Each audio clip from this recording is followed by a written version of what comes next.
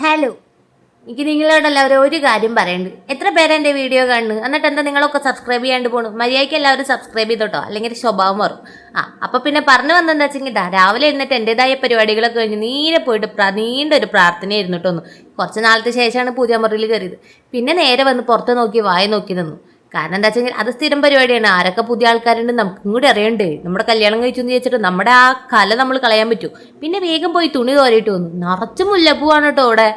ഇപ്പൊ താനാ ഞങ്ങൾക്ക് കുറേ ആരൊക്കെ പൊട്ടിച്ചും കൊണ്ടുപോയി. അതെനിക്ക് ഇഷ്ടപ്പെട്ടില്ല. ബാക്കിയൊന്നുള്ളത് ഞാനും പൊട്ടിച്ചു. അങ്ങനെ വിട്ടാൽ പറ്റില്ലല്ലോ. പിന്നെ താഴെ വന്ന് വേഗം ഒരു ദോശയൊക്കെ ഉണ്ടാക്കി.